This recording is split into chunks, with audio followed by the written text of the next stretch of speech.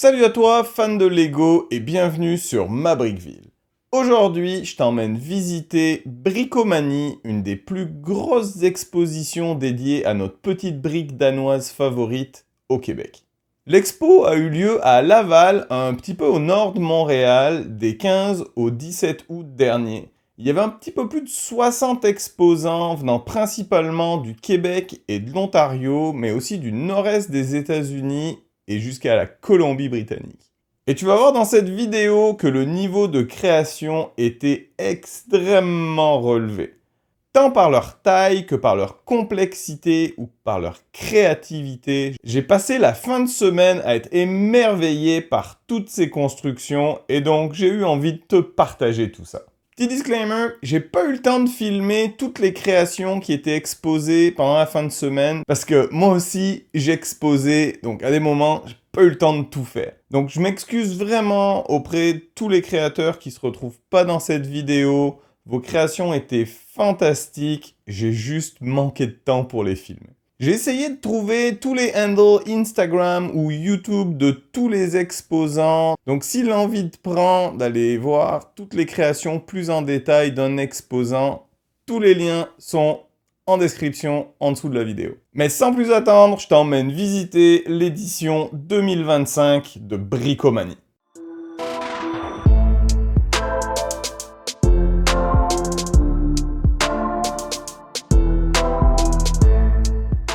Chez Bricomanie, tu es accueilli par cette gigantesque fresque.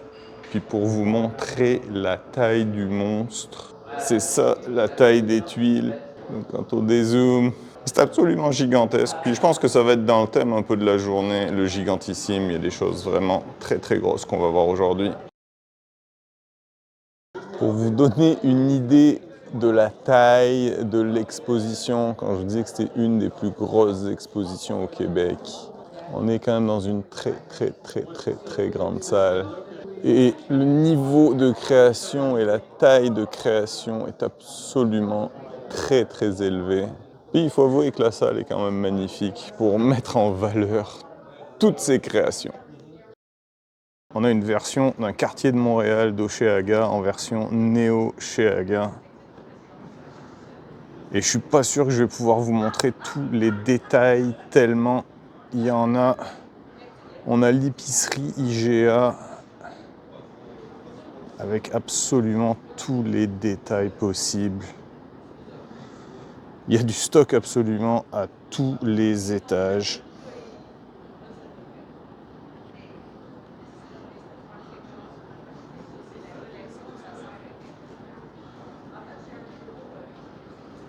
On a même un pingouin du biodôme. Là, malheureusement, le mécanisme est arrêté, mais les pingouins se déplacent et on a ce jeu d'ombres chinoises sur les fenêtres. C'est absolument magnifique.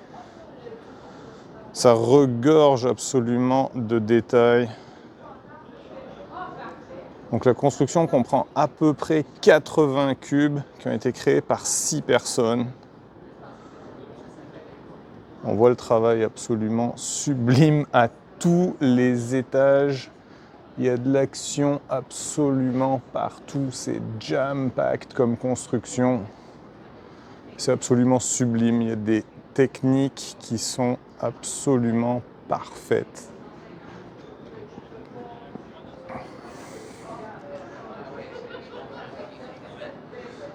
C'est tellement haut que c'est vraiment compliqué de mettre ça dans le cadre.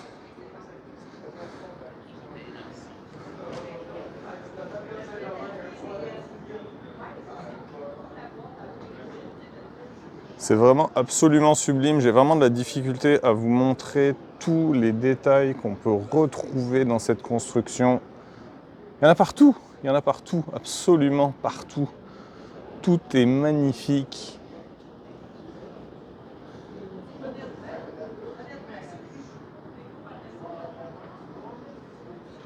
On a même un monorail, peut-être que j'arriverai à refaire des vidéos pendant l'exposition pour vous montrer tout ça en fonctionnement parce que déjà sans aucun mécanisme en fonctionnement, c'est absolument sublime. On a la fresque de Leonard Cohen qui est une reproduction de la gigantesque fresque montréalaise. Il faut quasiment que je vous montre le plafond de l'expo pour vous montrer la hauteur des bâtiments.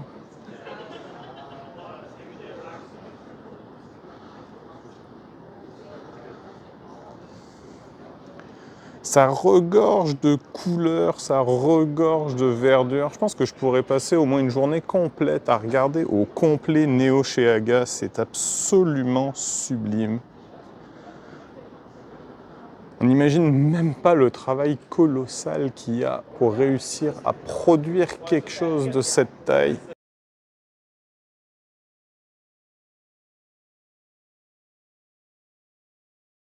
Tout est absolument sublime. Et lorsqu'on éteint les lumières, c'est vraiment une ambiance complètement différente. C'est ultra lumineux, même en plein milieu de la nuit. Il y a plein de petits détails auxquels on ne faisait pas vraiment attention pendant la journée qui ressortent. Ça prend vraiment, je trouve, encore plus d'ampleur Neosheaga en plein milieu de la nuit. Il y a des parties un peu plus éclairées, d'autres un peu plus sombres, un peu comme dans une vraie ville en fin de compte. Puis finalement, j'ai réussi à faire des plans avec le monorail en fonctionnement. Je trouvais que c'est vraiment un petit ajout vraiment cool, ça va vraiment bien dans ce genre de ville-là. Donc vraiment une très belle réalisation de la part de tous les concepteurs qui ont travaillé sur cette ville qui grossit toujours de ce que j'ai pu comprendre. Donc vraiment hâte de les retrouver dans les prochaines expositions. Toujours dans les constructions gigantesques, la station lunaire, c'est absolument gigantesque. Les amateurs de space vont être très très très servis. Ça, c'est le genre de maquette où on ne sait pas où regarder tellement qu'il y a des choses, il y a du détail absolument partout. Donc on a même l'historique de la base qui a commencé en 2007 avec une toute petite base et qui a littéralement grandi au fil des années pour aujourd'hui arriver à cette base absolument massive. En plus, le concepteur me fait plaisir de l'avoir allumé juste pour moi. On a du détail absolument à tous les étages. Il y a plusieurs monorails. Alors, je pense que les fans de space, il faut que vous voyez un jour cette maquette parce que je pense que c'est la plus grosse puis la plus belle de space que j'ai vue comme ever. Non, c'est fou, je pourrais passer la journée à filmer ça pour vous montrer toutes les choses qu'il y a. Il y a des automatismes sur les monorails qui arrêtent, qui repartent. Il y a énormément de travail qui se cache là derrière. Ben, c'est sûr que depuis 2007, ça laisse du temps de travailler, mais c'est absolument fantastique l'ouvrage qui a été mis là-dedans à travers toutes ces années.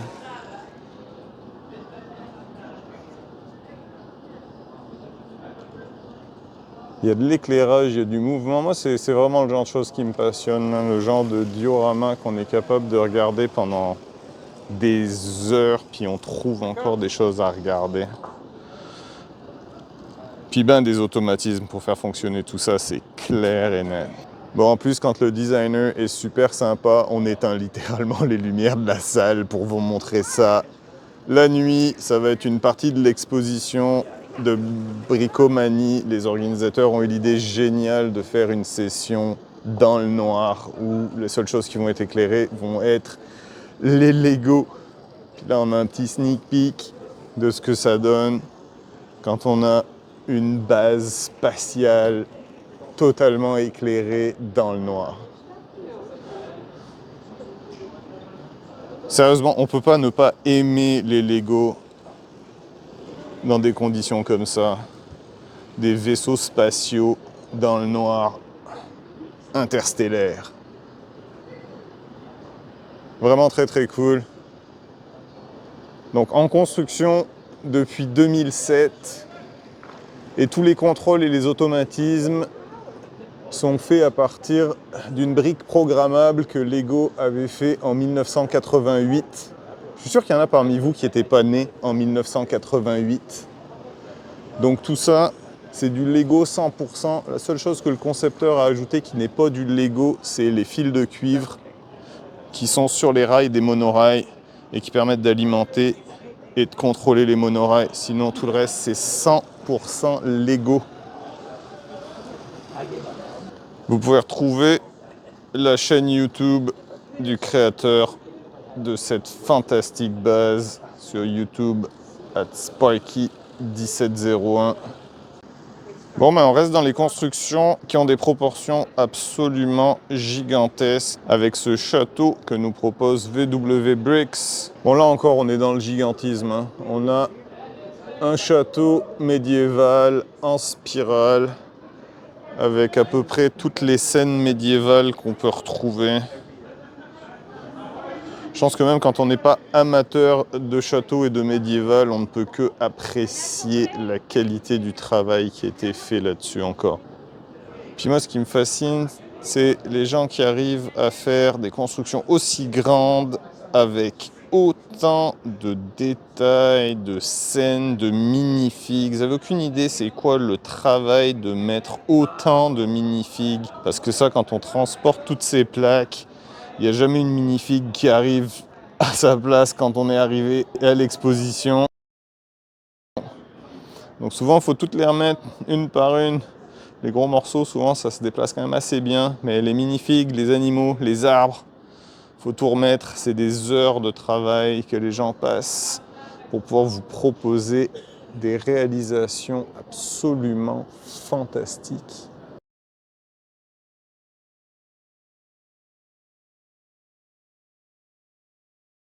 Honnêtement, je suis un peu sans mots devant ce château. Il est juste fantastique, hein. C'est absolument massif.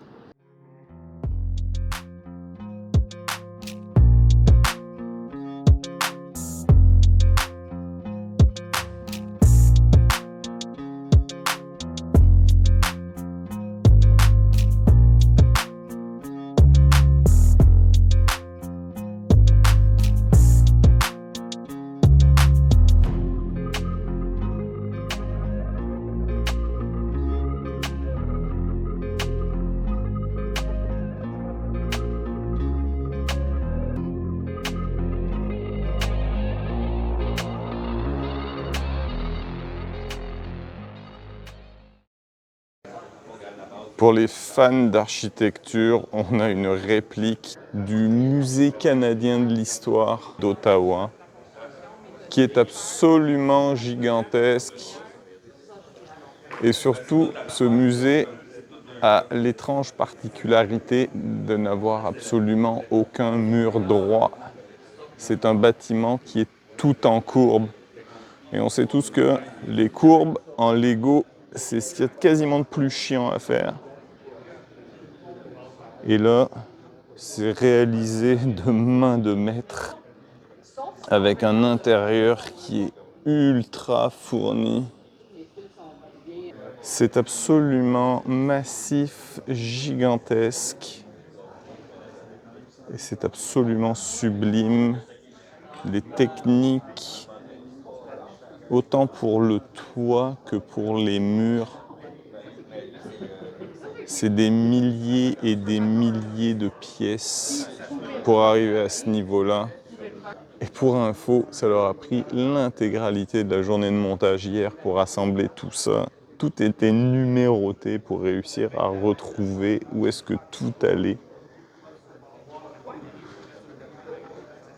C'est vraiment impressionnant. Donc je vous laisse admirer le musée de l'histoire canadienne.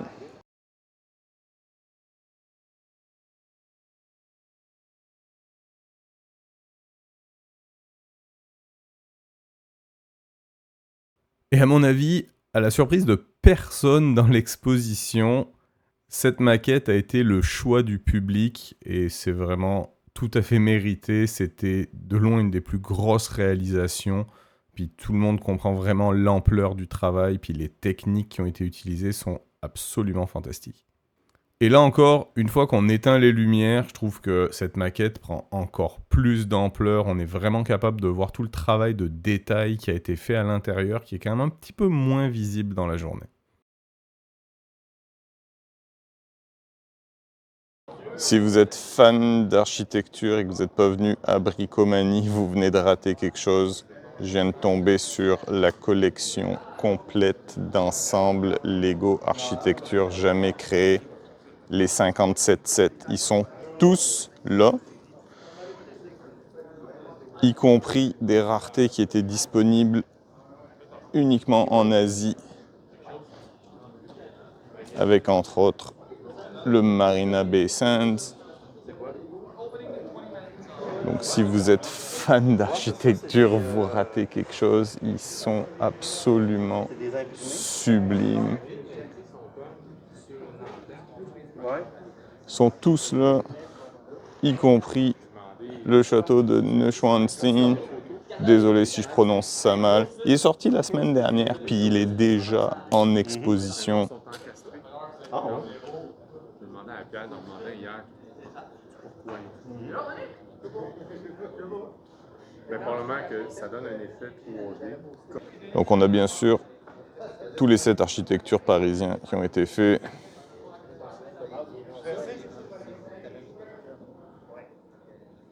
En tout cas, c'est assez exceptionnel d'avoir l'intégralité d'un ensemble de sets d'une même série au même endroit en même temps.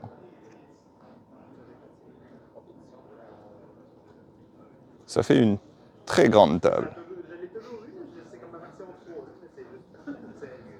Et cette réplique du métro parisien a été un de mes coups de cœur de l'exposition. C'est vraiment beau, de très très loin, on reconnaît très facilement le métro parisien. Et c'est bourré d'automatisme, il ralentit pour rentrer en gare, les portes s'ouvrent et se ferment. Dedans, il y a plein de mini-figures, ça raconte une histoire aussi en même temps. Donc c'est vraiment une super belle réalisation, j'ai vraiment apprécié regarder ce métro parisien aller et venir. Vraiment très très beau.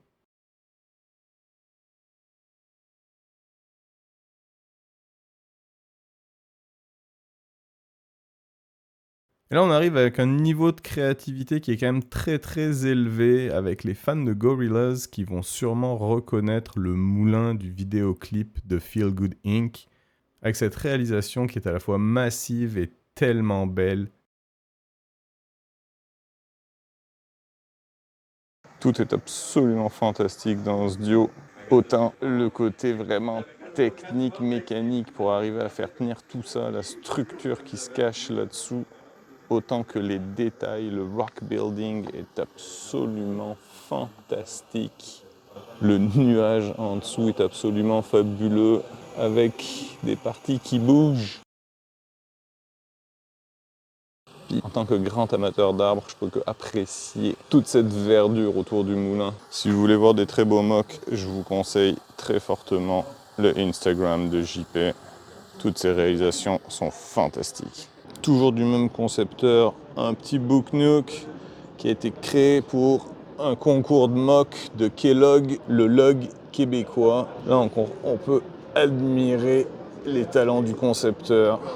Et maintenant, tous les amateurs de films d'animation vont clairement reconnaître l'affiche du film d'animation de Makoto Shinkai. Je vous laisse admirer le travail qui a été fait pour la réflexion de la porte dans l'eau. C'est vraiment une très belle réalisation. Et JP a l'habitude de nous faire des vaisseaux spatiaux absolument hors normes. On s'en va admirer les créations de Sébastien. Je vous recommande très très très fortement son Instagram. Donc Sébastien Racicot, alias Elido Studio sur Instagram. Parce qu'en plus, Sébastien, il est photographe dans la vie. Fait que ses photos sur Instagram, c'est absolument sublime. Puis le talent de photographe est à peu près équivalent au talent de créateur avec des créations absolument fantastiques.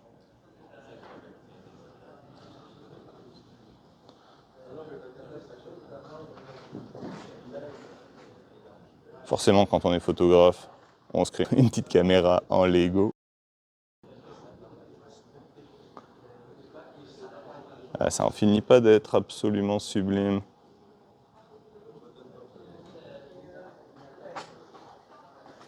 Les amateurs de Zelda apprécieront.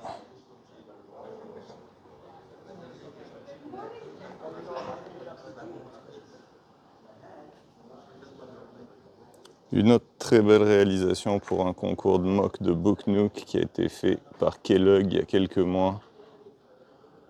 Ultra coloré.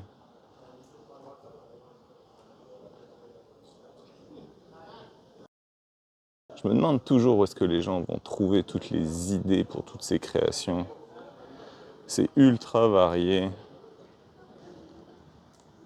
Puis après avoir trouvé les idées, il faut savoir construire des Lego pour réussir à faire des choses aussi belles que ça. Donc Elido Studio sur Instagram, je recommande très fortement que vous alliez regarder ça. Puis là on arrive à la table de Francis Saint-Germain, qui se trouve être mon parrain chez Kellogg. C'est lui qui m'a accueilli d'une façon absolument sublime il y a 2 ans pour m'expliquer tous les rouages d'un log, toutes les choses qu'on peut y faire.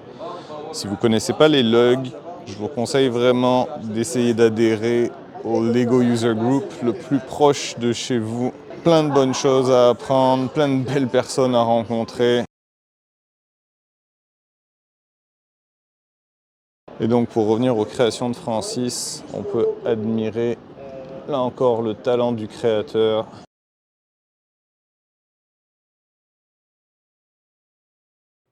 Et une fois la nuit tombée, on retrouve un peu une atmosphère de cantine un soir d'été. Puis en plus, ça nous permet de vraiment pouvoir voir ce qui se passe à l'intérieur de la cantine, de pouvoir admirer tous les détails que Francis a ajoutés.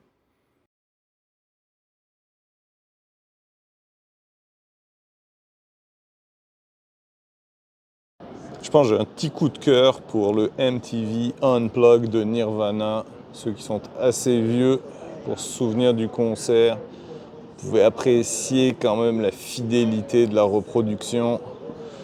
En plus là il se fait tard, mais je suis passé plus tôt dans la journée et il jouait du Nirvana en plus. Il a mis une petite bande son. Vraiment bonne idée de la part du designer. Vraiment très très beau.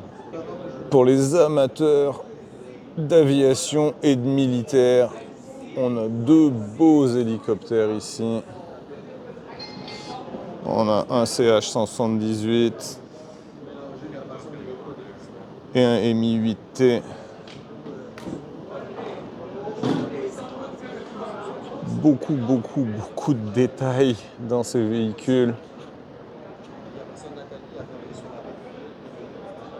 Également dans le landscape avec les minifigs en pleine action.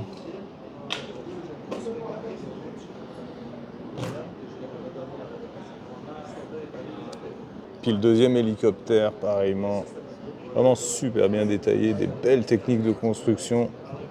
C'est vraiment pas le domaine mon militaire, mais ceux-là, ils sont quand même particulièrement beaux. On peut maintenant admirer les vaisseaux spatiaux créés par Mario Chennett.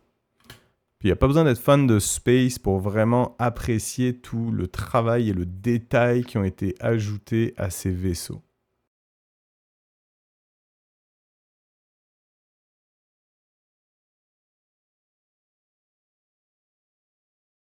Et on a un beau petit duo arctique également,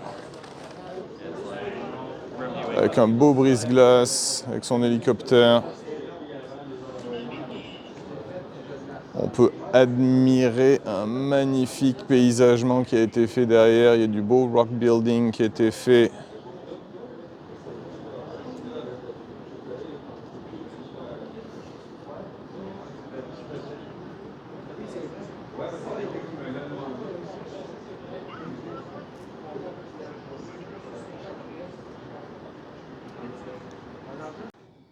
Des très belles réalisations de Philippe Moissin, avec des mosaïques, avec des portraits qui sont vraiment fantastiques. Tous les détails qu'on retrouve dans ces visages.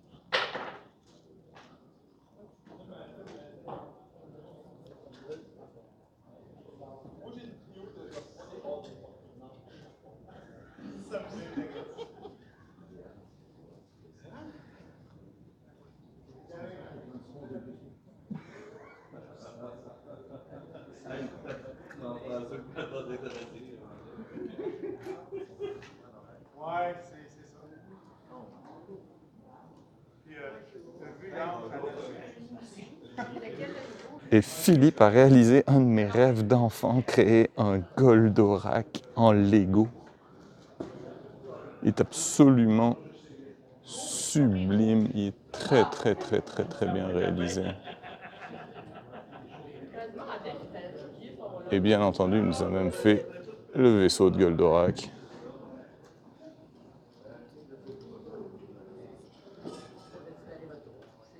Et les instructions sont disponibles sur Rebrickable. Je pense que je sais ce que je vais faire en rentrant à la maison. Aller me chercher des instructions de Goldorak parce qu'il est vraiment magnifique.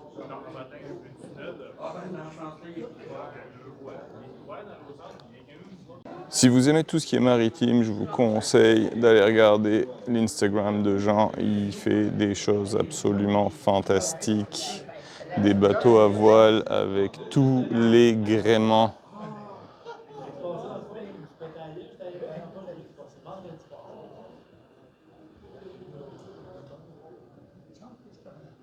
Beaucoup de stock dans son bio.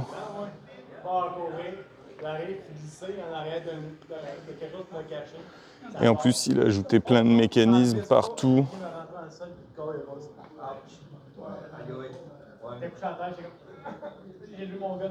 Donc entre autres, ce bateau est capable de bouger sur sa rampe.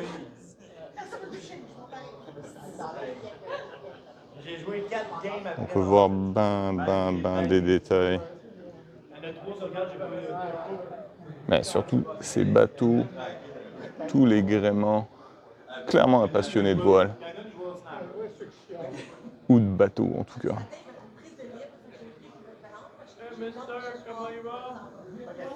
Et pour toujours rester dans le thème maritime, on a un porte-conteneur qui est absolument gigantesque. J'ai de la misère à le rentrer dans le cadre sans taper les layouts qui sont derrière moi.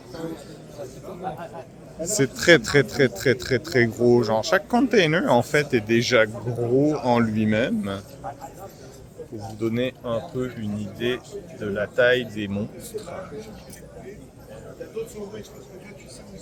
Puis si vous êtes amateur de maritime, ben vous allez vraiment être servi parce que ça regorge de détails. Un super beau setup. Il était tout éclairé comme un vrai bateau plus tôt, mais malheureusement je filme ça alors que l'exposition est en train de fermer, puis ils viennent de tout l'éteindre.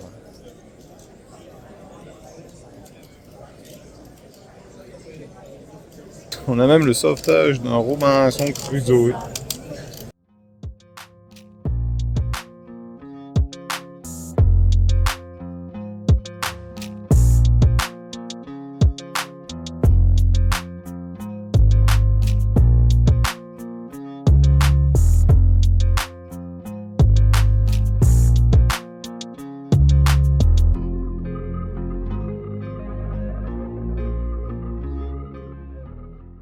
Il y a même des minifigs quasiment un peu de partout. Vraiment une très belle construction encore. Hein. Bricomanie nous épate tant par la qualité que par la taille des constructions.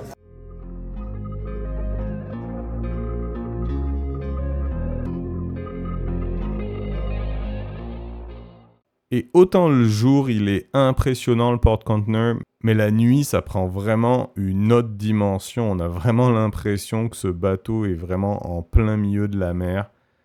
Il y a eu plein de détails d'ajouter avec toutes les lumières. Ça ressemble vraiment à un véritable cargo qui arriverait en plein milieu de la nuit avec toutes les lumières nécessaires.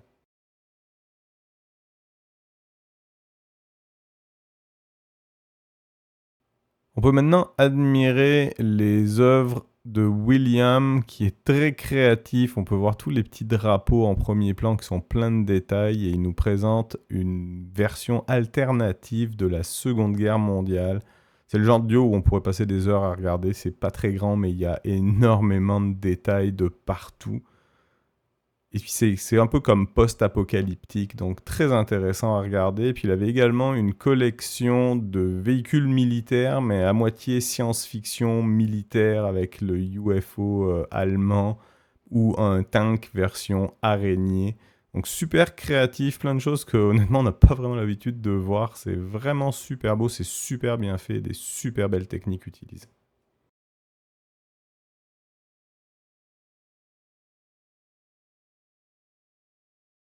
Et là, on a une fantastique création de Jérémy Caron qui s'est mérité le prix du jury, rien de moins que ça, avec son Académie de sorcellerie.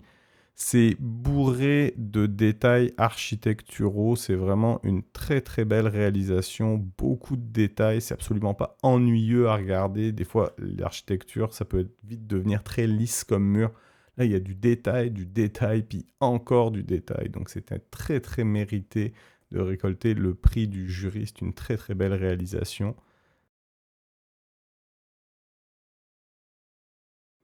Et Jérémy nous proposait également plusieurs bêtes fantastiques et une autre scène fantastique qui était très très belle. Vraiment le contraste noir-orange, très très belle réalisation. Puis encore très très grande réalisation.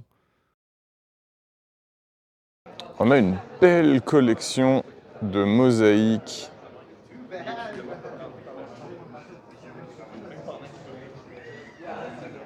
C'est absolument fantastique. Au plus on s'éloigne de ces mosaïques, au plus c'est réel. On dirait vraiment une photo vue de très très loin. Dès qu'on se rapproche, on se rend compte que c'est ultra pixelisé, mais c'est super bien réalisé. Des très beaux portraits. Foncez suivre Étienne sur Instagram. Vraiment des super belles réalisations de mosaïques. Et là, on voit la réalisation d'Étienne Fauteux qui a déjà ramassé plusieurs prix au cours des dernières années avec son port et également la mine souterraine. Et Étienne m'a fait découvrir que toutes les pièces neon green, quand tu les éclaires avec du blacklight, elles deviennent littéralement phosphorescentes. Et ça, c'est vraiment un truc auquel j'aurais jamais pensé. Et c'est vraiment beau, ça rend vraiment super bien les pièces neon green. Vraiment pop, on les voit super bien.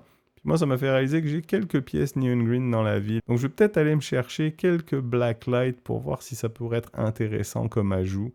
Puis ben, je vous laisse admirer la réalisation des bateaux, toute la scène sous-marine, le quai, ainsi que les bâtisses. C'est vraiment des super belles créations, vraiment un beau setup qui a eu beaucoup de succès tout au long de la fin de semaine.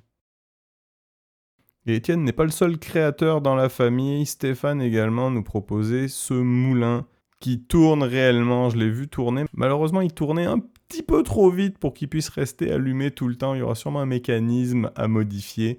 Puis c'est fantastique biplan, des vieux avions militaires, des super belles réalisations. Moi, je trouvais ça vraiment cool. C'était super beau.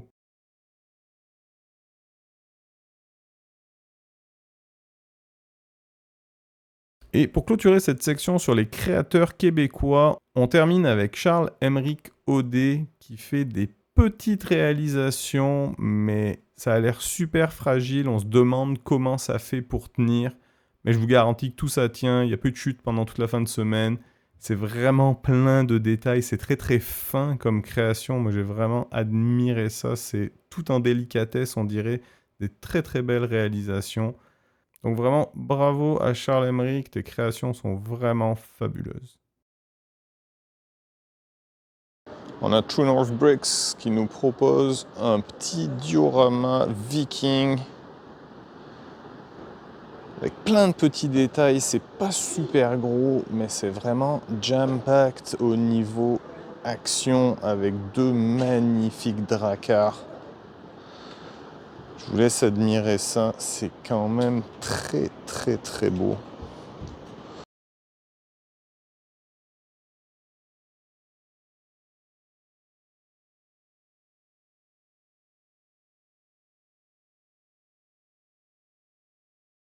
Avec plein de techniques différentes d'arbres, vous savez à quel point j'aime ça, les arbres, en faire et en voir des beaux.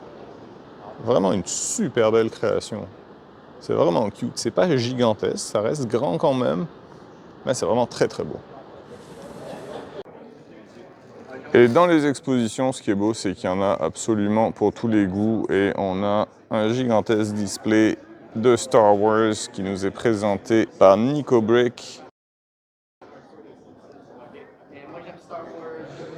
On a tous les épisodes avec des petites scènes, des scènes un peu plus grandes également, avec la course de pod de l'épisode 1. Il y a vraiment plusieurs scènes de chaque épisode de la série Star Wars. Là encore, je connais, mais je suis pas non plus un très grand fan et je connais pas tous les détails de chaque chose. Mais je suis sûr que les amateurs vont apprécier tous ces displays.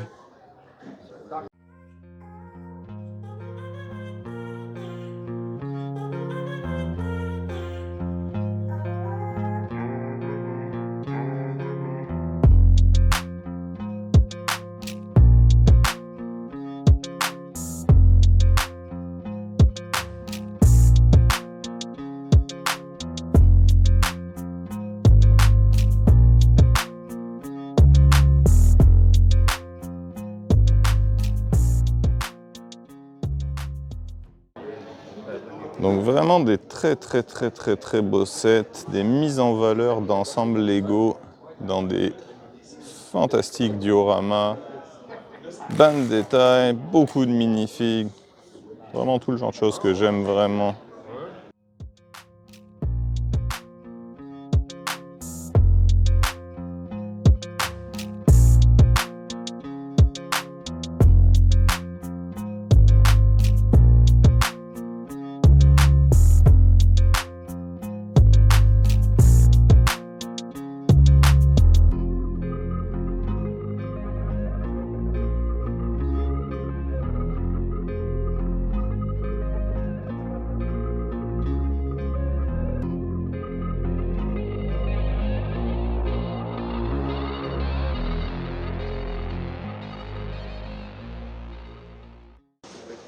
Et j'ai comme envie de dire, Nico nous a gardé presque le meilleur pour la fin, avec ce très beau duo sur plusieurs étages.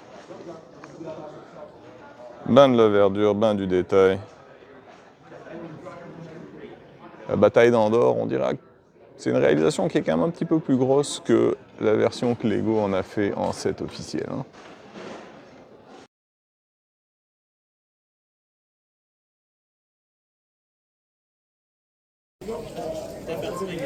Pour les amateurs de Noël et de village de Noël, on a un magnifique setup.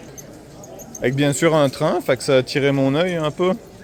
Surtout avec une tonne de mini-figurines de lutins. Et ça, moi, les minifigs, vous me connaissez, hein, c'est ma petite obsession.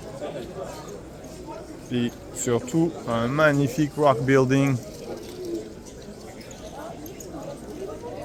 C'est vraiment massif comme construction. Puis pour l'avoir vu en pièces détachées lors du montage, ouais, c'est quasiment du rock building avec de la brique au complet. Là. Il n'y a pas autre chose que du Lego là-dedans. On a un petit harfang qui se cache, ça regorge de petits détails, c'est vraiment cool. C'est pas immense comme setup, mais ça regorge de petits détails. On est au Canada, fait que forcément ça joue au hockey, des petits lutins qui jouent au hockey.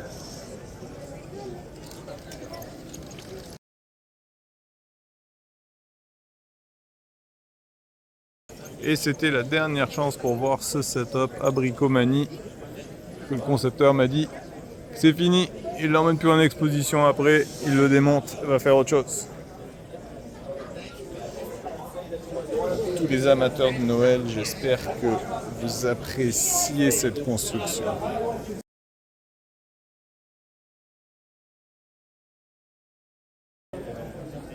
Et le petit compteur pour le nombre de jours avant Noël, l'idée est vraiment simple. Dans un thème médiéval futuriste, on a cette forteresse. Je vous laisse admirer le travail de tiling qui a été fait. Le concepteur m'a confirmé que ça lui a pris plusieurs essais pour réussir à avoir les patterns qu'il voulait. Mais c'est absolument sublime, autant à l'intérieur qu'à l'extérieur. On a une grosse bataille entre du médiéval et du semi-fantastique, avec des dragons, avec des arbres. Le paysagement est super sympa. J'ai forcément eu des longues discussions avec le créateur au niveau des arbres, parce qu'il a fait quand même des choses qui sont super cool. Son dragon est vraiment magnifique, avec vraiment très très peu de pièces. C'est une structure super aérienne, super élancée, comme je les aime. Il donne vraiment l'impression de voler ce dragon. Donc un duo assez massif. Si on fait le tour de l'autre côté, je vais vous montrer la vague. Avec le surfer complètement anachronique. Donc vraiment une bonne idée de construction de vague. Et avec du rock building en arrière pour compléter le duo, avec un espèce de serpent dragon aussi qui est vraiment magnifique. Je vais vous donner un plan d'ensemble du duo. C'est quand même grand. Elle est vraiment sympa. Et mes voisins de table ne sont pas seulement fans de Lego, ils sont également fans de manèges de fêtes foraines et ils avaient des réalisations vraiment impressionnantes. C'est hallucinant comment ils arrivent à faire tourner tout ça, que tout ça fonctionne. J'ai eu des longues discussions avec le créateur qui m'a expliqué que ça fonctionne exactement comme des vrais manèges. C'est vraiment des répliques de certains manèges qu'on peut retrouver dans les fêtes foraines. C'est super compliqué à réussir à tout faire fonctionner, puis tout a fonctionné toute la fin de semaine. C'était vraiment très très beau à voir. Et mon autre voisin de table avait d'autres créations avec des manèges également. J'ai été un peu hypnotisé toute la fin de semaine par les roller coasters et tous ces manèges. Puis une fois éclairé la nuit, c'est vraiment des super belles réalisations. Ça rend vraiment bien, ça donne vraiment une ambiance de fête foraine. C'était vraiment très très intéressant à voir.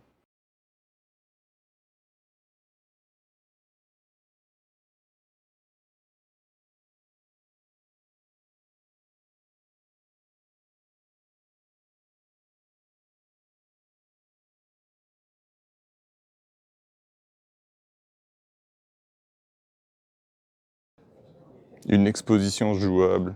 Si c'est pas des bonnes idées, ça. Un petit marble run. Et il se trouve que c'est une création de Brick and Nick qui est pas n'importe qui parce que c'est le gagnant de la saison 3 de Lego Master aux États-Unis. Donc quelqu'un qui sait créer des Lego quand même. Donc c'était vraiment cool, plein de petits détails. Puis moi j'ai trouvé juste le fun, l'idée que ça soit jouable. Tu peux mettre tes billes en haut, puis tu fais une course de billes. Ça descend extrêmement vite, ça dure quelques secondes. Mais vraiment, c'était très divertissant. Ça a eu beaucoup de succès tout au long de la fin de semaine. Il y a beaucoup de gens qui ont joué avec ce Marble Run.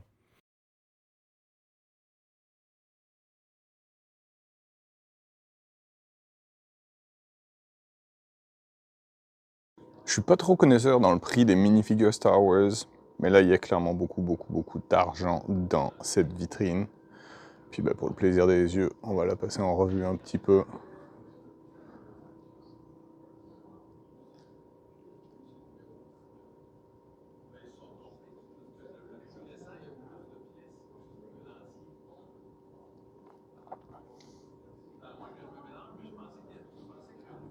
De mémoire, juste un Stormtrooper chromé. Ça vaut un rein. En tout cas, c'est vraiment des belles minifigures. Un petit Captain Rex aussi.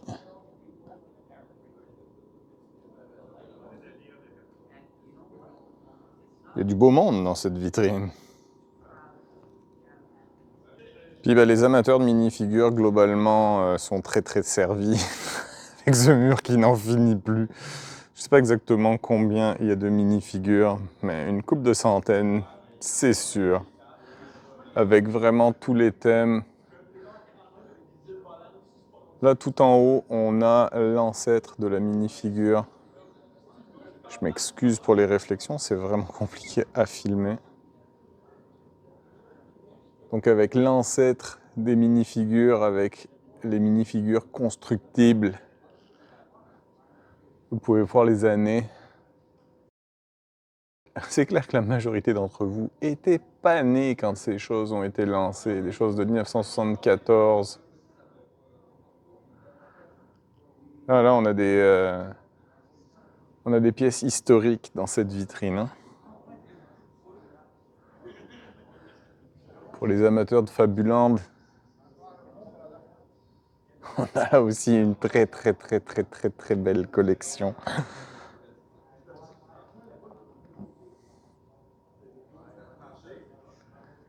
C'est absolument fantastique. Je pense que je pourrais passer des heures en avant de ces vitrines.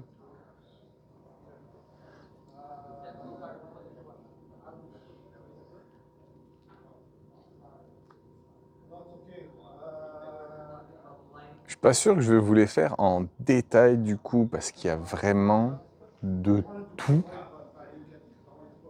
Là, sinon, on fait une vidéo complète sur juste des minifigures.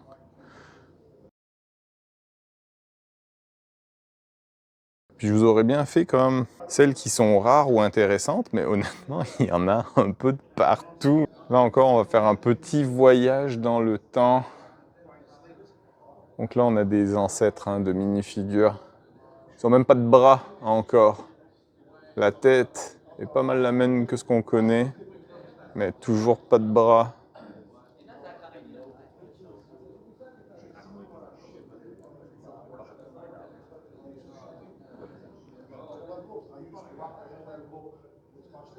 Avec ce qui ressemble pas mal au premier design de minifigures de policiers. Les classiques Spacemen originaux. Là, on est sur du très lourd, hein, comme collection de minifigs. Avec notre fameux Barberousse. Vous avez fait une petite vidéo sur la maxi figure.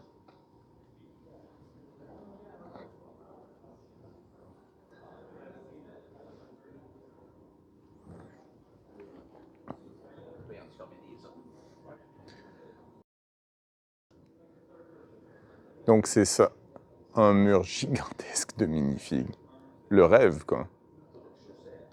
Pour les amateurs de Lego technique, on est servi. Puis étant amateur de Lego technique, je suis très content. On a des très beaux sets avec le Zetros Mercedes, l'hélicoptère Airbus. On a le gigantesque Liebherr R9800.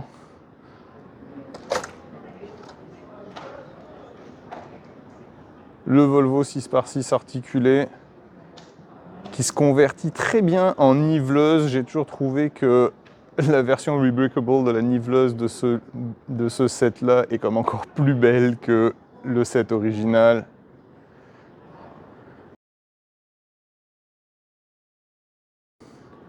La grue 42009, légendaire chez les amateurs de Lego technique. Sûrement la plus belle grue jamais faite par Lego à mon avis. On a le gros Caterpillar D11,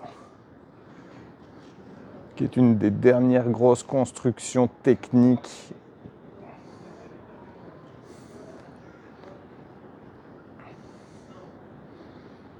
Et on termine avec le Bucket Wheel Excavator.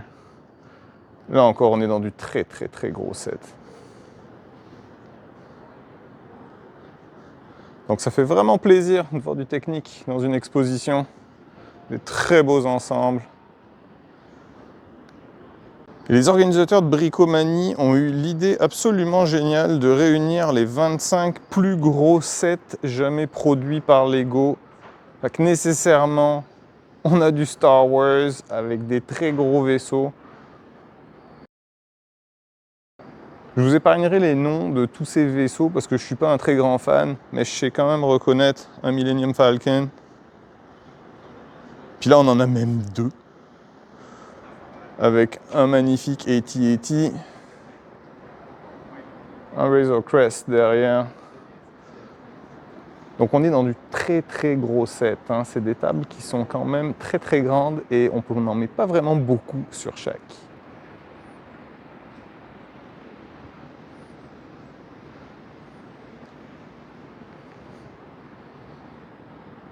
On a une petite caserne de Ghostbusters. Je dois avouer que ça doit être le set que je regrette de jamais avoir acheté. J'aurais dû l'acheter. Je voulais l'acheter. Il n'y avait pas le budget, il n'y avait pas la place. Maintenant, je le regrette. Puis que de le voir monter, ben, ça fait regretter encore plus. Et vraiment magnifique. Il aurait été bien au milieu de ma Brickville, celui-là. On a bien entendu une tour Eiffel, hein, parce que quand on parle des 25 plus gros sets jamais produits, ben, ça prend une tour Eiffel aussi. Un petit Colisée romain.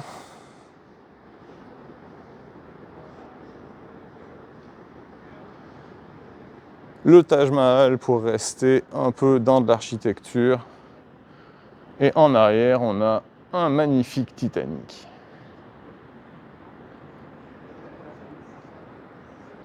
Toujours pour continuer des gros sets, on a une petite tour Avengers. On a un Rivendell de Lord of the Rings. Vous m'excuserez, j'ai toujours détesté Le Seigneur des Anneaux, autant les livres que les films, fait que je suis vraiment pas dans mon élément avec des sets. La Grande Tour, vous allez m'en vouloir, j'ai aucune idée de comment ça s'appelle. Bardur, quelque chose comme ça. En tout cas, c'est quand même des Lego très très très très sympas, même en n'étant pas fan des livres ou des films. On a du Disney, parce que qu'est-ce que ça serait en ce moment des sets Lego sans un peu de Disney? Et du Harry Potter.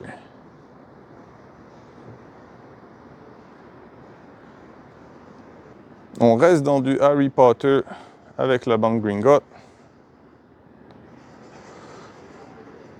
Et le Poulard Express, que s'il avait été à une échelle plus intéressante pour ma Brickville, j'aurais peut-être acheté, mais ça on s'entend qu'on peut absolument pas mettre ça dans la ville. Faudrait agrandir la ville, agrandir le sous-sol, agrandir la maison. Ça serait complexe. On a la petite série des stades avec San Bernabéu et le New Camp.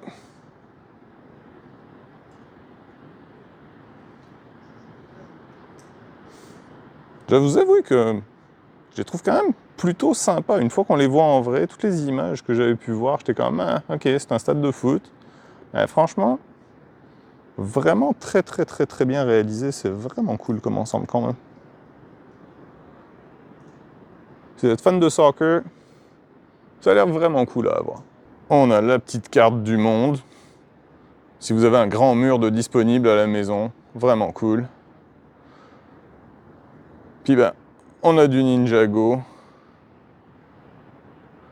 Je dois avouer qu'ils sont cool les Ninjago, mais Neo chez Agas quand même encore plus cool. Et on termine ces 25 plus grands sets avec du Harry Potter. Parce que, gosh, ils en font en ce moment du Harry Potter Lego, hein. Pour les amateurs de Harry Potter, un petit Poudlard. Demandez-moi pas de vous donner des détails, j'y connais rien Harry Potter, je ferai pas le gars qui a l'air de connaître de quoi il parle. Là, à ce niveau-là, je sais pas. C'est juste que c'est beau.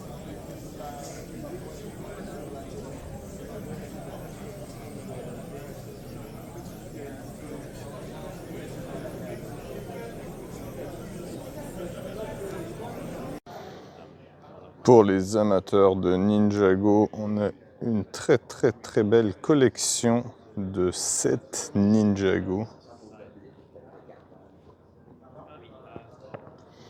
C'est toujours des belles constructions quand même Ninjago. Je suis jamais vraiment fan, j'en ai jamais acheté. Mais ça rend quand même vraiment bien. Les minifigs sont vraiment très très cute.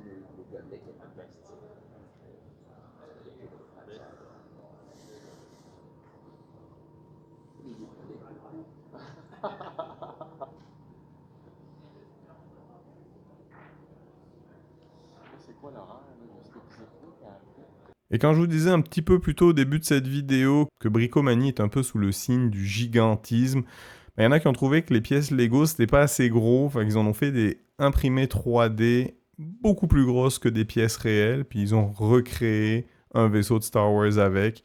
Ça devait faire 2,50 m de hauteur à peu près, là, vraiment massif.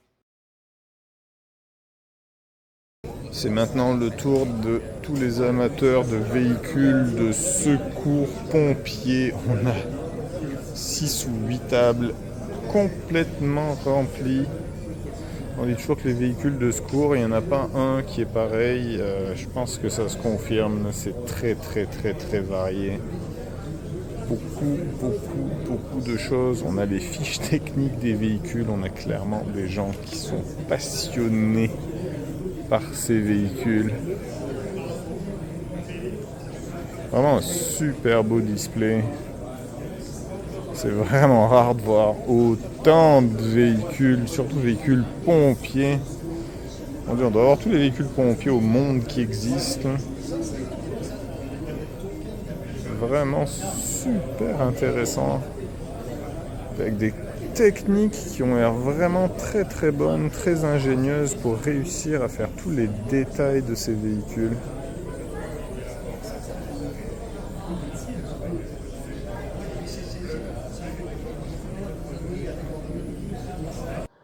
Bon, bah bien entendu, en grand amateur de ville, je ne peux pas passer à côté de cette maquette. Magnifique ville qui est répartie sur 2 tables avec un pont au milieu.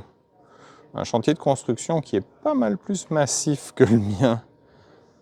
Avec une très très très belle grue qui est en train de se faire attaquer par Hulk. Une magnifique pompe à béton. Des bétonnières. Tous les bâtiments sont custom. Il n'y a pas de set Lego dans cette ville. Avec vraiment des techniques d'architecture très sympathiques, des beaux designs. Il y a bien de la couleur. Ah, on s'ennuie pas en regardant ce duo.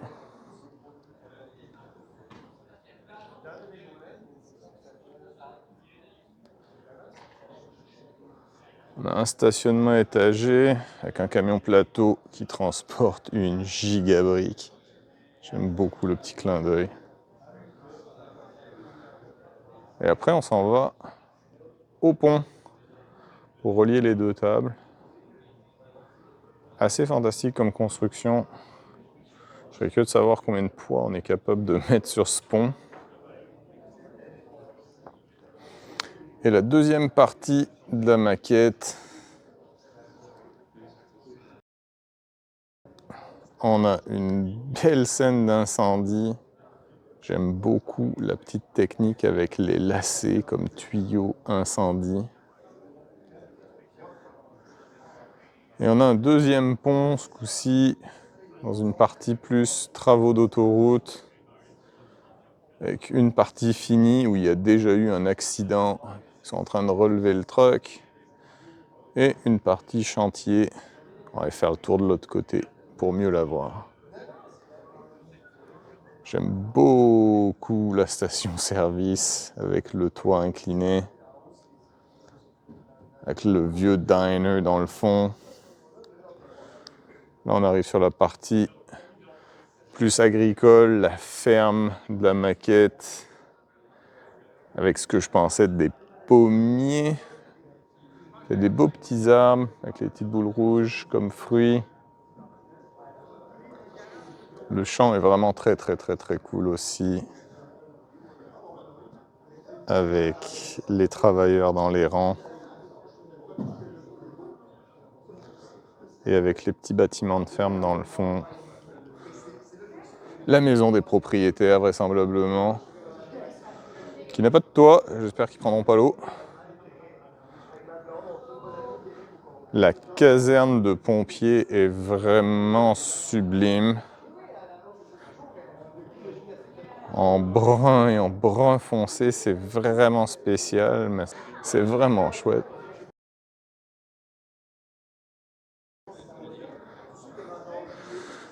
Et là, on retourne du côté d'autoroute avec tous les camions, toutes les remorqueuses pour relever le camion qui est sur le côté.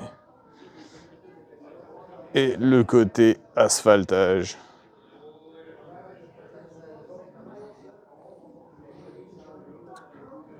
Une petite scène de Star Wars aussi qui se retrouve ici. Faut vraiment croire que c'est très populaire Star Wars, on en retrouve même dans nos villes maintenant. Et quand on retraverse la rivière, on tombe sur une deuxième caserne incendie qui, elle non plus, n'a pas de toit, mais qui nous découvre un très bel intérieur, super bien détaillé. J'aime beaucoup le pompier qui a un lit en forme de camion de pompier. Ou de voiture de course, pas sûr.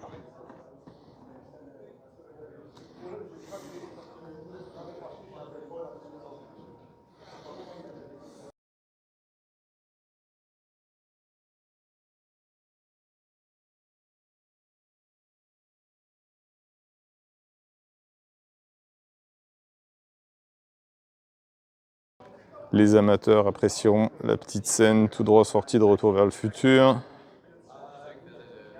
Vraiment super belle réalisation.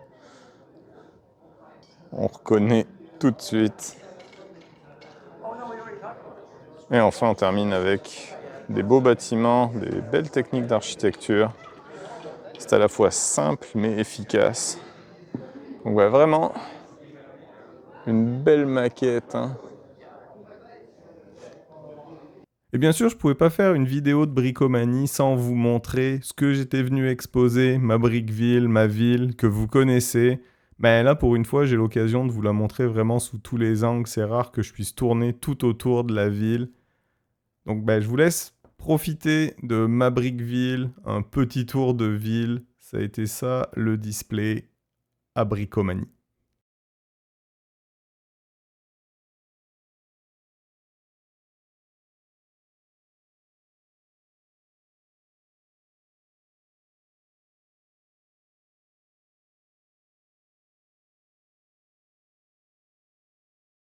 Et bien entendu, en ayant tous mes bâtiments éclairés dans la ville, je pouvais pas ne pas éclairer tout ça pour la période dans le noir. Je dois vous avouer que même moi, j'étais comme un enfant en avant de ma ville que je connais absolument par cœur, mais là, ça donnait vraiment une ambiance particulière au milieu de cette grande salle complètement sombre, juste voir ma ville tout éclairée.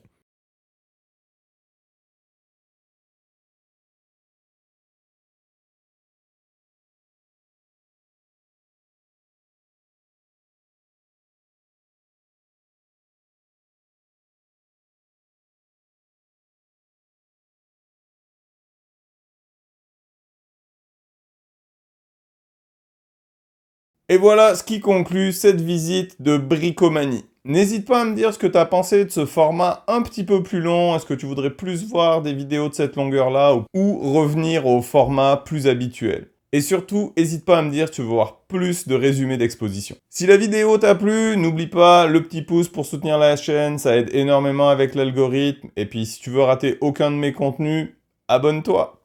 Sur ce, je te dis à la prochaine pour de nouvelles aventures Lego.